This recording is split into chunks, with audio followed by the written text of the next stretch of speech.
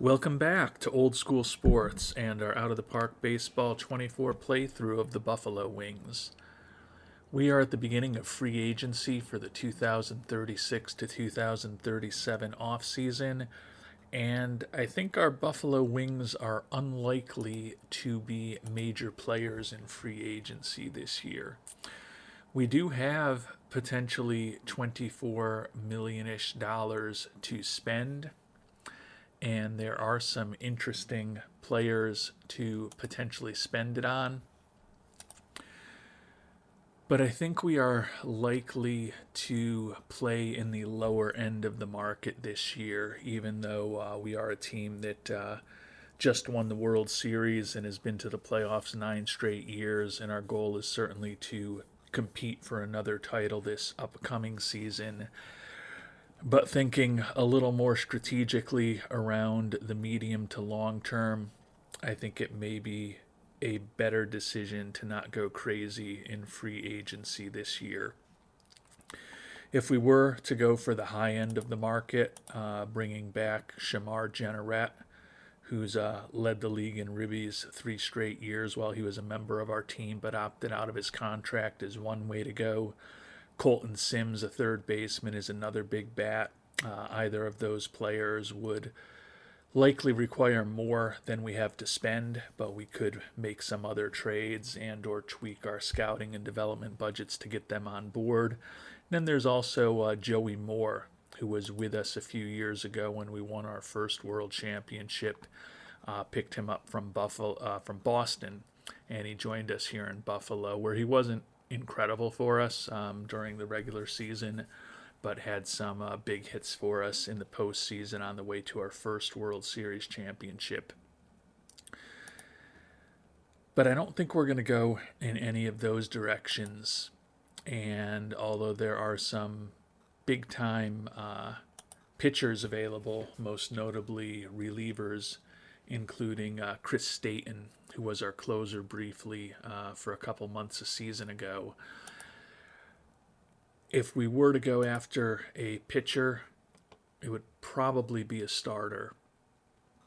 And the guy I've been talking about in the last few episodes pretty frequently and actually made some offers to is Jorge Carrillo, who has been a member of our team since we picked him up many years ago as a minor league free agent out of Venezuela. Gave him a $500,000 bonus, and he's become a good, solid major league pitcher. 64-26 record with a 3.70 career ERA. Not a great starter, but a good, solid starter. He's been our fourth starter for most of the last few years. Did lead the league in wins one of those years. Love that he's an Iron Man, and he's not looking for crazy money. And there are a few other higher end starters. The Japanese import Nobuyuki Matsuda, Dylan McCall, Simon Pacheco, Walbert Urena.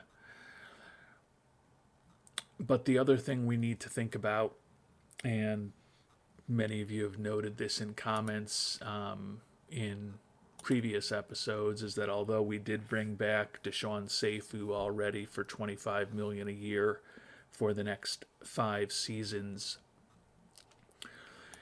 we've still got our ace pitcher Alexis Barajas, who we have signed to his final arbitration contract, but who will be hitting free agency next year.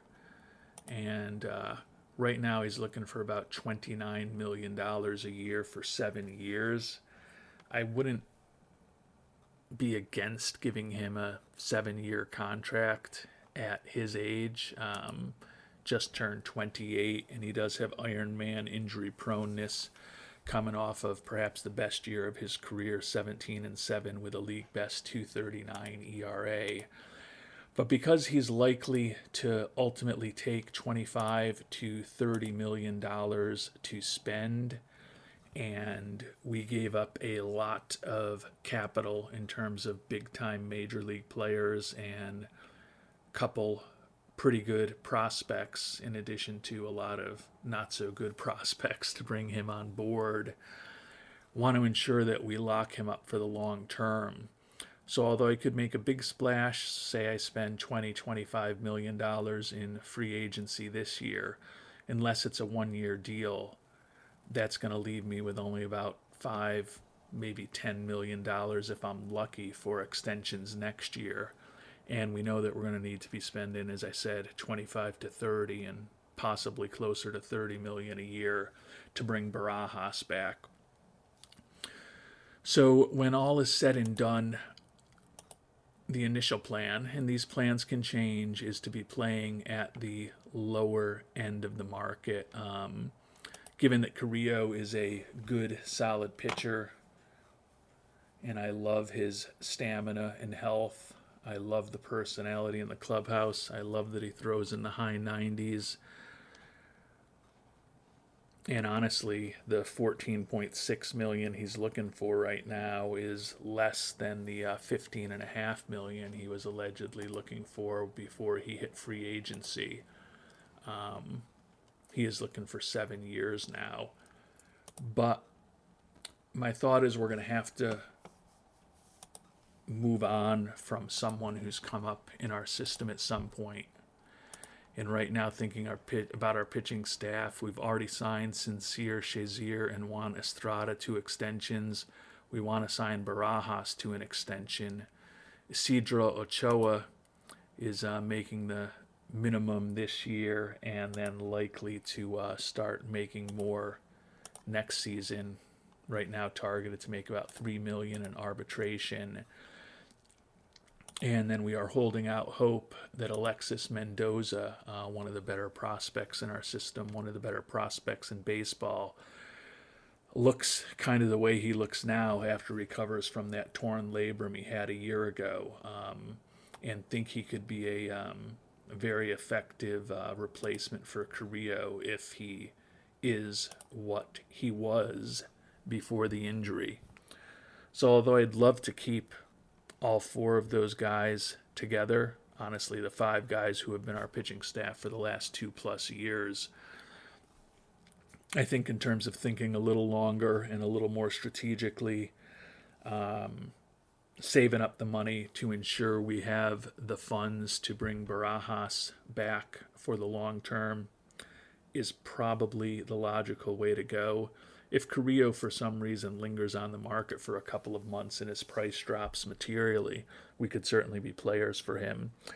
But when all was said and done, a lot of comments on these topics over the last few days and the last few episodes, probably most frequently from 3/4 Badger and Patrick DeBonis and Jackhammer Possessor, trying to convince me that Carrillo probably isn't the way to go, and I agree with that. I think I probably would have come to that realization anyways, but it's always good to hear the opinions of those that I respect.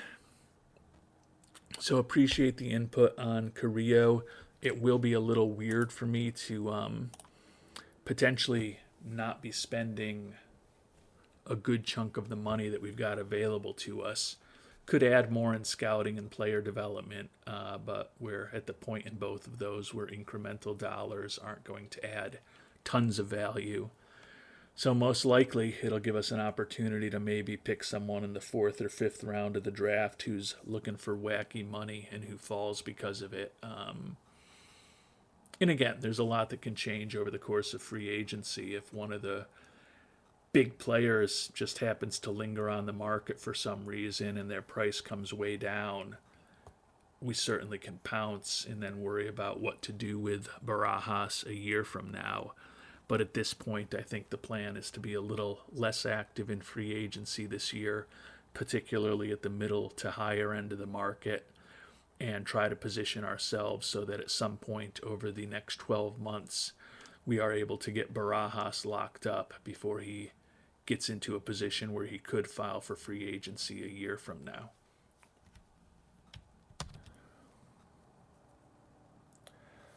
So with Carrillo likely gone and Mendoza's health somewhat uncertain, although I tend to think he'll be fine at his age, recovering from that torn labrum.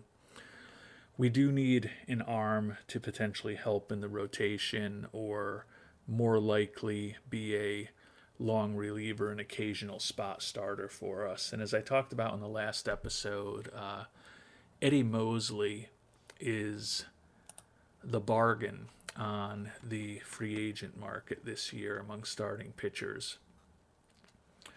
He has, over the course of his major league career, been a bit above average as a major league pitcher, at least in terms of his advanced metrics. He's got a 4-pitch arsenal, a really good fastball, and then a changeup, sinker, and splitter that are okay.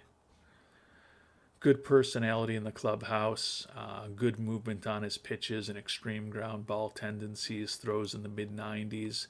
So not a guy who should give up a ton of homers, although he did give up 10 in 95 and 2/3 innings this past year. Has the stamina to go deep in games. So there's a lot of things to like about him. Some things not to like. His control isn't anything better than average. His stuff barely better than above average. And he's wrecked physically. So there's certainly no guarantee that he's going to be available all year. But looking for $2.2 million, he's not a bad guy to potentially have as an insurance policy. He's also a left-hander, and I feel like with only Estrada, Walborn, and Wenzel penciled into the 13-man pitching staff as left-handers, we could use another lefty, whether it's going to be a starter or a reliever. He's not really any more effective against left-handed batters than he is against right-handed batters, so he's certainly not a lefty specialist, but presumably left-handed hitters are generally going to struggle more against left-handed pitching, so even if the matchups don't really look any different based on his ratings, still presumably he'll be more effective against lefty batters who may struggle a bit more against left-handed pitching than right-handed pitching. So as I often do, I'm going to try to get him for less money, and I'm also going to try to get him for a few years with some team options, just to, in case it does actually work out decently, give us the opportunity to keep him on board at a reasonable price, and or perhaps turn him into someone with some interesting trade value. I don't want to give him a no trade clause. I don't even want to guarantee him a spot in the starting rotation. So not sure what he's going to think about what we're offering him, but we're going to try to come up with something that works for us and hopefully is acceptable to him. So Wildcard Mosley was looking for $2.2 million for 1 year. We're offering him 3 years total at an average of $2 million a year. We're actually front loading it a bit, so he'd be making more this season than he's even asking for right now. But we've taken away the no trade clause. We've taken away a guaranteed role in the starting rotation, and we put in team options for the second and third years. Did give him a little bit higher bonus if he pitches 160 innings. Unless he just really hates the structure and hates going for more than 1 year, I think there's a chance he might go for this. And he's willing to think about it. So we will submit that offer of 3 years, $6 million total, with a lot of optionality for us to wildcard Mosley. And for now, I think that's going to be it as far as the activity in free agency.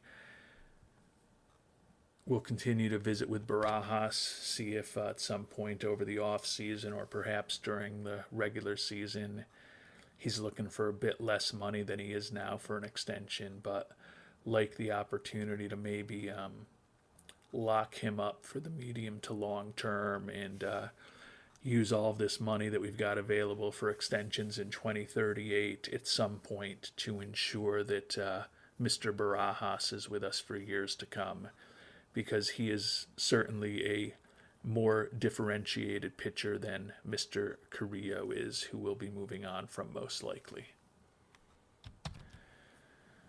And we haven't heard back from Mosley on the offer that we made to him. We did get our scouting report back. His stuff and his control are a little worse now that we have very high accuracy than we thought they were before. That said, although his fastball isn't as good as we thought, his changeup is a little better. And admittedly a small sample size, but because of injuries. But in the majors over the last few years, he's generally been an above-average pitcher in terms of his advanced metrics. So not counting on him to be anything but an arm out of the bullpen and a guy who maybe starts 5 to 10 games for us if we have some injuries in the rotation. So with the money that we've offered to him, even though he's not quite as good as we maybe thought he was in terms of his ratings, still think he could serve a role on our pitching staff for this upcoming season at a pretty reasonable price. And today on December 9th, the big event has finally happened. We knew it would be coming, but after 3 incredible seasons with Buffalo, Shamar Jenneret has signed with the Boston Red Sox. $39 million this coming year. Actually, the money is not crazy. 6 years, $206 million. He opted out of the last 4 years of the contract with us, and I think we were 38 and 39 over those 4 years. I think a couple years at 38 and a couple years at 39. So if I'm right about that, he actually is making a little less money over the next 4 years, but he does have, $57.5 million guaranteed for 2 years that he didn't have before. So the number's not incredibly high. A little surprised, only $206 million, and even a little bit surprised only 6 years, given that we're only 8 days into free agency.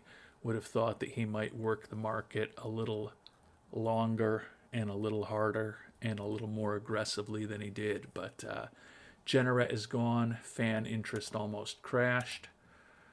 Fortunately for us, fan interest is so high that we are still at 100. But clearly, if we lose Carrillo and some other players this offseason, which we will be doing, could end up taking a little bit of a hit, unfortunately. And we made it to the start of the winter meetings. Mosley has finally told us that he likes our offer at this point. Lottery results announced. And whoever was previously first dropped way back in the draft. So that is a bummer for somebody. Not going to have an impact on us, but guessing it was either the Red Sox or the Diamondbacks that dropped way back. We will be picking 35th this year, ahead of only Nashville and Seattle in the first round. Because we did make a qualifying offer to Carrillo that he rejected, we will have the potential to maybe pick up some compensatory picks when all is said and done. But right now, the draft order is set, and looking at our player development, we could put a little more aside to just ensure that we are generally in line with our recommended draft slots. As I said, with the fact that we've got a fair amount of money available, even if we do sign Mosley, could be the opportunity to be more aggressive with paying some money to highly regarded prospects in the draft And we also, as I talked about, could end up increasing scouting and player development modestly by the time we get to the start of the season. And another big hit to our fan interest, Cameron Johnson, the left-handed reliever that we had picked up from the Yankees, was okay for us. Wasn't looking for crazy money, but didn't love the below-average movement and control. Felt like with a reliever, guy who's going to walk a lot of people and potentially give up a lot of homers is not optimal. Still have 100 fan interest, but as I mentioned, in addition to Carrillo, there's still a few other free agents out there that we could and likely will potentially lose. So no guarantees that we won't be below 100 at some point in the coming weeks and months. Hopefully some of the minor signings and or trades we make will ensure that the fans in Buffalo are still excited about this team for the 2037 season, even though we will have lost Jenneret and likely Korea when all is said and done. We're still, as I mentioned, a team that's made 9 straight trips to the playoffs and won 2 of the last 3 World Series, so you would think the fans would be pretty excited to come out and support their Buffalo Wings while also eating that delicious snack at our ballpark. And we've made it to the Rule 5 draft. Importantly, Mendoza has recovered from his injury, and we've also got a scouting report on him. The good news is his current ability we think is 3 stars, and we think he's got 5-star potential. I think he's still got the makings of a future ace. So that's very positive. The bad news is that he's now fragile in terms of his injury proneness, even though he's only 23 and a half years old, coming off of that torn labrum. So we've had a lot of luck with our pitchers, particularly our prospects in this playthrough, where we haven't been dealing with a lot of fragility among our starters. And I think it can be managed with the game settings. Most notably, we'll probably put him on a pitch count and also ensure that he's got an aggressive tiredness hook to try to nurse him through as many starts and as many innings as possible if he does end up in the starting rotation.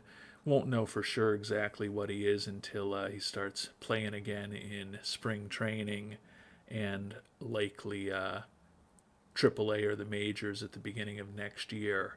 But at least our scout doesn't think he's completely fallen apart in terms of his ratings and his potential. And with that, we will turn our attention to the Rule 5 draft, where we're picking second to last also, ahead of just Nashville and Seattle. So we will get the draft started and see if there are some interesting players available for us. I don't think we've got any huge holes to fill, but clearly we often end up bringing in an arm that we think might be able to help in the bullpen in the Rule 5 draft. And certainly if there's a young, everyday player prospect, that might be something interesting to bring on board as well. But we'll find out who's available shortly. And there's a load of interesting pitchers out there, none of whom we think are exceptional. And there's also 3 position players who are relatively young that our scout thinks does have 3-star potential. Randy Mahan or Mahan, we'll call him Mahan, is a left fielder out of the Mets system. 24 years old, fragile, has a little pop in the bat. Didn't really show it last year with 10 home runs combined between AA and AAA. Although to be fair, he only had 156 at-bats. So it seems like the likely injury proneness worked against him. Doesn't bring much to the table defensively.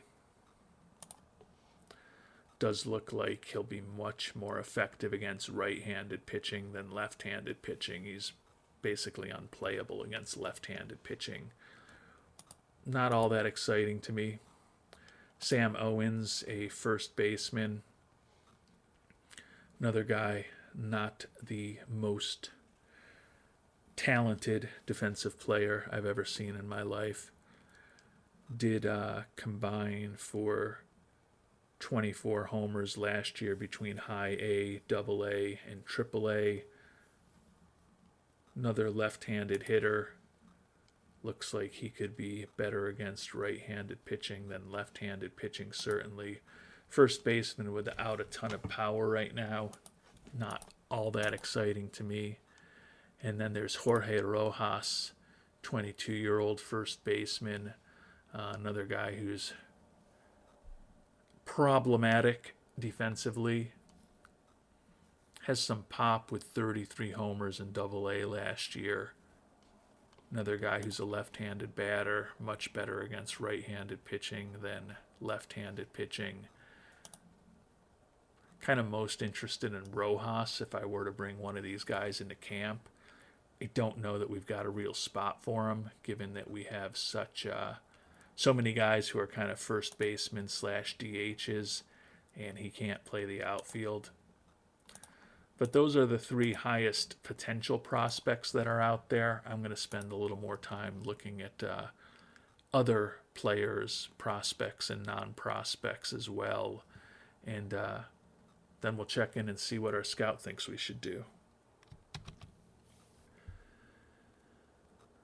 So there's definitely some intriguing pitchers to bring into camp. We're so deep that I don't know that we'll end up keeping any of these guys on our 26-man roster unless we have some injuries, but I could see us picking a pitcher now and maybe a pitcher or two in the second and third rounds as well. I kind of know who I am going to go with, but I want to see what our scout has to say. And our scouting director doesn't recommend we do anybody. Well, I'm going to disagree with him. And we're going to bring on Robbie McCracken. He's a 24-year-old. He's fragile in terms of his injury proneness, doesn't have incredible stamina. And he's listed as a relief pitcher, but with that 45 stamina, he could certainly start. He's got an arsenal of 5 major league quality pitches. His stuff and his movement are a little above average. His control is pretty average. He's got a good personality. He throws in the mid to high 90s. And he wasn't bad when he finally made his major league debut with Minnesota this year. He's making the major league minimum. As I said, he's only 24 years old. We are in a situation with the departure of Carrillo and the likely departure also of Harleen Susanna, of being in a situation where guys who have started a lot of games for us over the years are going to be gone, and we could use another arm in the bullpen that could potentially start for us. So I am going to take Robbie McCracken here in the first round. And as I said, I like some of these other guys out here, so it's not inconceivable that we'll be making a pick in the second round as well. And here in the second round, we're going to take Dan Pohau, a reliever from Philadelphia. He's 29 years old. He's going to turn 30 before the season starts. He's had very limited opportunity over the last 3 years in the majors. Took him till he was 27 to make it to the bigs. He's been a bit below average as a pitcher, a bit below replacement level overall. But his ratings and his profile are at least intriguing enough to bring into camp. Like that he's got durability. He's a pretty generic right-handed reliever, but don't mind getting to know him a little bit better in spring training, and maybe he's got an outside shot at making our roster as well. Moving on to the third round, looks like we've lost another player, Evan Sweeting, 35-year-old, who was just organizational depth. He was in Double-A Utica for us last year. We weren't going to guarantee him a minor league contract or a major league contract by putting him on the 40-man roster. Another guy that we're going to bring into camp is Miguel Segura, 34-year-old. He's actually was just signed 5 days ago as a minor league free agent to the Padres system. So he's actually on a minor league contract right now, although technically he'll be likely making the major league minimum, I assume, 1.3 million if he's with us, and we'll have to have him on the major league roster, obviously, to keep him around. You may remember he was with us many years ago, back in the 2030 season, and he wasn't particularly good.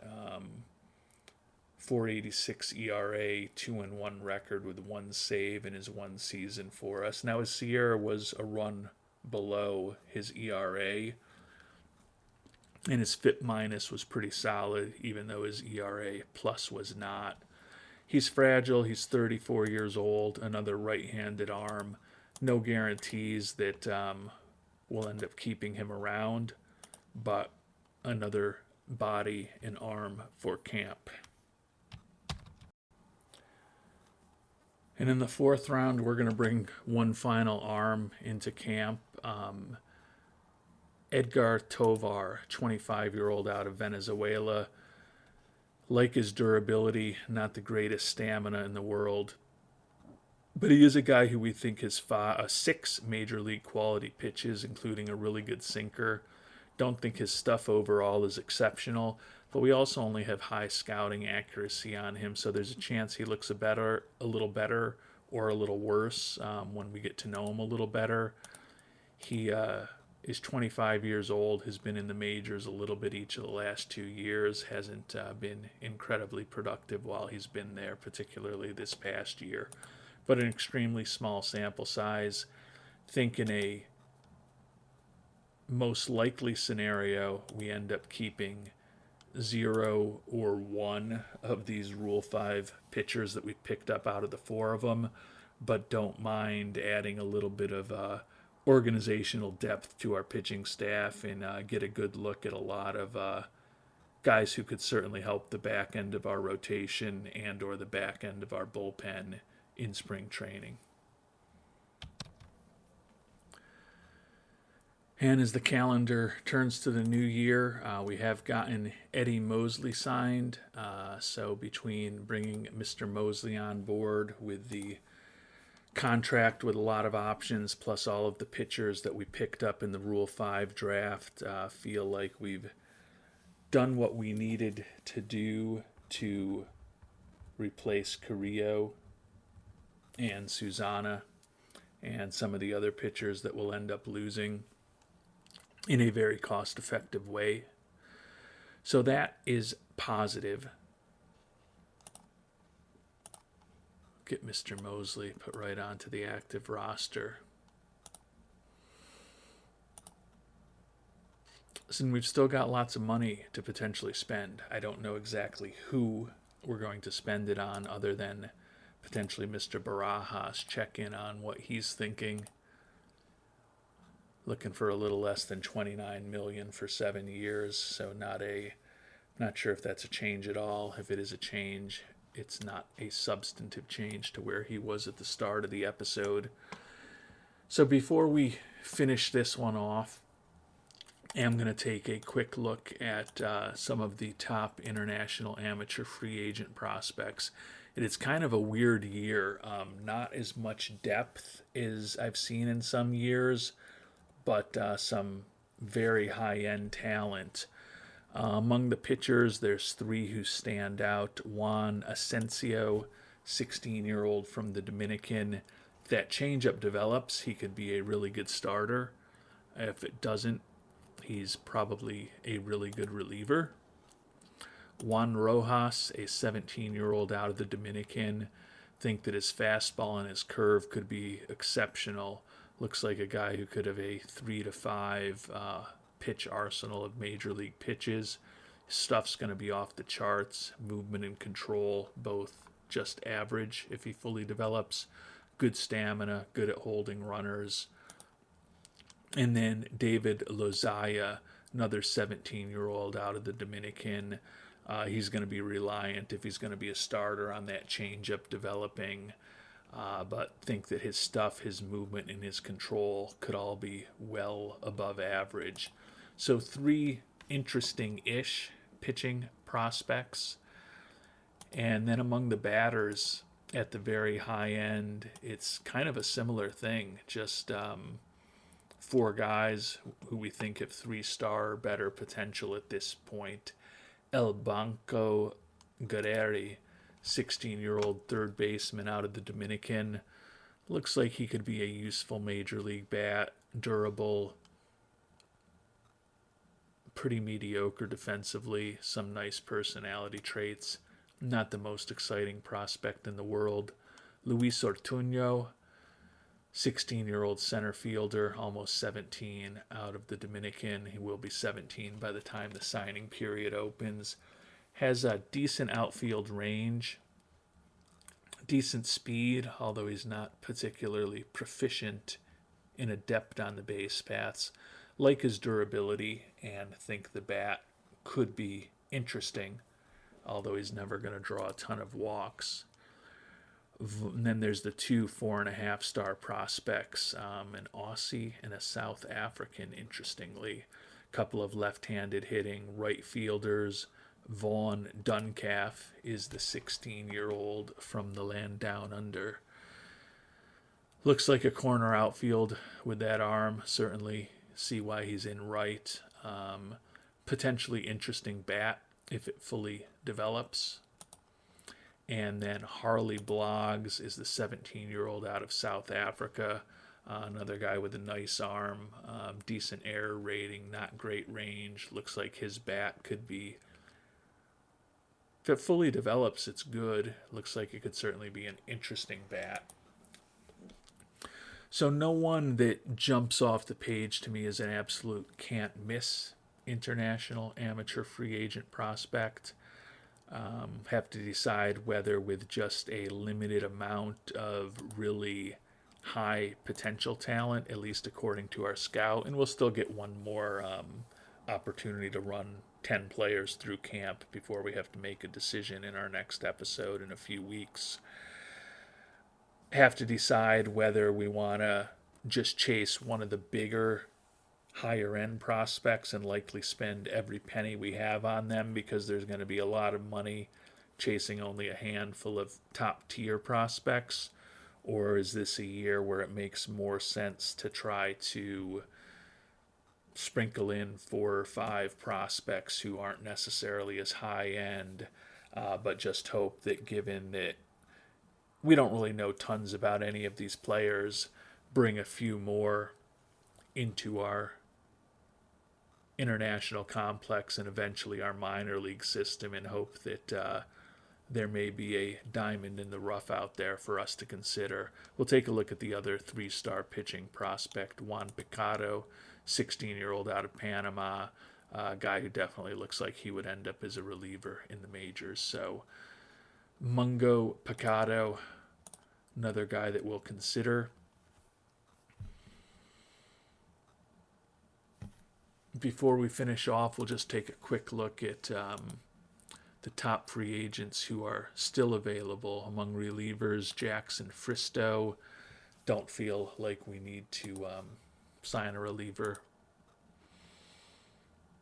Looking at starting pitchers, Carrillo's still out there. He's looking for even more money now, $16.5 million. Looking for a much shorter deal now, though. 3 years, barely $15 million a year. Says he's got an offer from the Angels. Dylan McCall, relatively high-end starter, coming off of a 14-10 year. Has had really strong fit minuses for at least 3 straight seasons at this point. He's still out there. And then among the batters, looks like the real top-end guys are gone. We'll keep monitoring some of these other guys. There's a lot of somewhat familiar names out there, including our old friend James Wood. Yordan Alvarez still around here in 2037. What's he done over the course of his career?